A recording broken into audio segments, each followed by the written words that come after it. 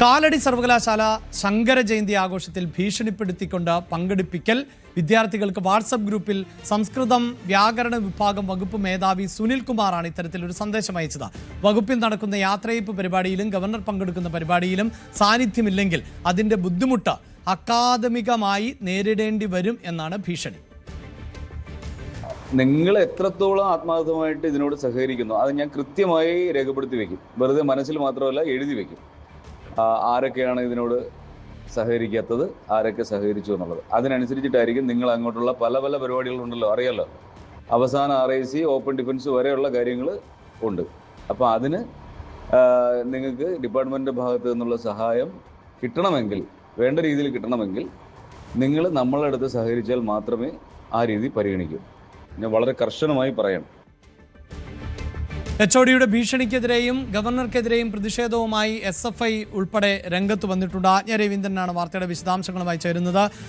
ആജ്ഞ, നേരത്തെ തന്നെ നമുക്കറിയാം ഈ നിതിൻ്റെ മരണം വലിയ തോതിൽ ചർച്ച ചെയ്യപ്പെടുന്ന ഒരു സാഹചര്യമുണ്ട്. അതായത് കുട്ടികളെ മാനസികമായൊക്കെ പീഡിപ്പിക്കുന്നു, പല കാര്യങ്ങൾക്ക് നിർബന്ധിക്കുന്നു അധ്യാപകർ എന്ന വിവരം പുറത്തു വരുമ്പോഴാണ് ഇതാ സംസ്കൃത വിഭാഗം മേധാവിയുടെ ഭാഗത്ത് നിന്ന് ഏതാണ്ട് സമാനമാകുന്ന തരത്തിലുള്ള ഒരു സന്ദേശം പുറത്തേക്ക് വരുന്നത്.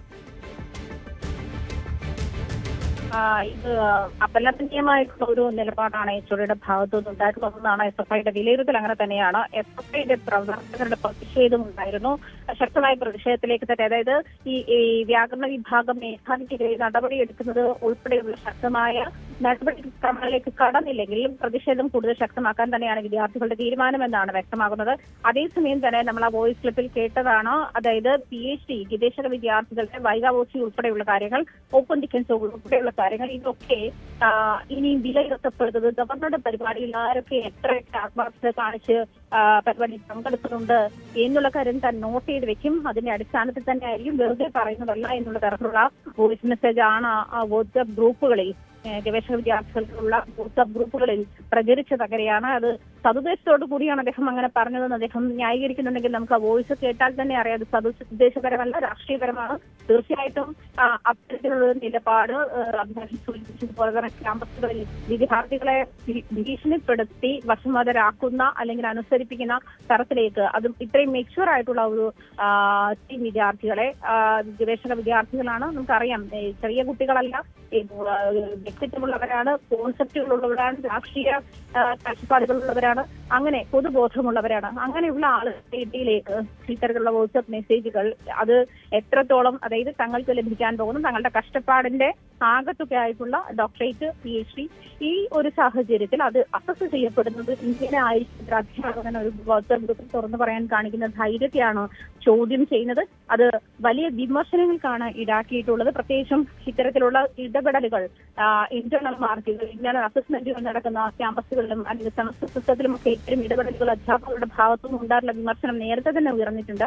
ഇപ്പോൾ അഭിലാഷ് സൂചിപ്പിച്ച പോലെ നിതിൻ രാജിന്റെ പ്രശ്നങ്ങൾ ഉൾപ്പെടെയുള്ള കാര്യങ്ങളിൽ അധ്യാപകരുടെ ഇടപെടലുകൾ, ബിഹേവിയറൽ ഇഷ്യൂസ്, അത്തരം കാര്യങ്ങളൊക്കെ അഡ്രസ്സ് ചെയ്യപ്പെടേണ്ടതുണ്ട്. അതിലൊരു പൊതുബോധത്തിലേക്ക് തന്നെയാണ് അധ്യാപകന്റെ വോയിസ് മെസ്സേജും വിരൽ ചൂണ്ടുന്നതെന്ന് വേണം പറയാൻ. എന്തായാലും ഇതിനെതിരെ വലിയ പ്രൊട്ടസ്റ്റാണ്, വലിയ പ്രതിഷേധമാണ് അതിനെതിരെ ഉരുത്തിരിഞ്ഞു വന്നിട്ടുള്ള വലിയ വിമർശനമാണ് അധ്യാപകൻ സുനിൽകുമാർ RD എന്ന് പറയുന്ന അധ്യാപകൻ നേരിടേണ്ടി വരുന്നത്. അഭിലാഷ്, ശരി, അതായത് അക്കാദമിക തലത്തിൽ മികവ് പുലർത്തിയാൽ പോരാ, അതും ആയി ബന്ധമില്ലാത്ത അല്ലെങ്കിൽ അക്കാദമിക് ഇതര വിഷയങ്ങളിൽ അടക്കം അധ്യാപകർ നൽകുന്ന നിർദ്ദേശങ്ങൾ പാലിച്ചേ മതിയാകൂ. അതല്ല എങ്കിൽ നിങ്ങളുടെ അക്കാദമിക് തലത്തിലുള്ള മികവ് എന്തു തന്നെയാണെങ്കിലും അതിനെ വിലയിരുത്തുന്നതല്ല എന്ന തരത്തിലൊക്കെ ഈ വകുപ്പ് മേധാവികൾ സന്ദേശം നൽകുന്നുവെങ്കിൽ നമ്മുടെ ഉന്നത വിദ്യാഭ്യാസ മേഖലയിൽ വലിയ തോതിൽ ഉള്ള അസ്വാരസ്യങ്ങൾ ഉണ്ട്. അല്ലെങ്കിൽ വകുപ്പ് മേധാവികൾ ഇത്തരത്തിൽ അതിന് രാഷ്ട്രീയമാനമോ, എന്തുകൊണ്ടാണ് അദ്ദേഹം ഇങ്ങനെ പറയുന്നത് എന്നറിയില്ല. ഗവർണർ പങ്കെടുക്കുന്ന ചടങ്ങാണ്, പക്ഷേ അദ്ദേഹത്തിൻ്റെ രാഷ്ട്രീയം എന്ത് എന്നൊന്നും അറിയില്ല. എന്തു തന്നെയാണ് എങ്കിലും ഇത്തരത്തിൽ കുട്ടികളെ നിർബന്ധിക്കുന്നത് അത് അക്കാദമികമായി യോജിക്കുന്ന ഒന്നല്ല, പൊരുത്തപ്പെട്ടു പോകാൻ പറ്റുന്ന ഒന്നുമല്ല. കൂടുതൽ വാർത്തകൾക്ക് News 18 Keralam YouTube channel subscribe ചെയ്യുക.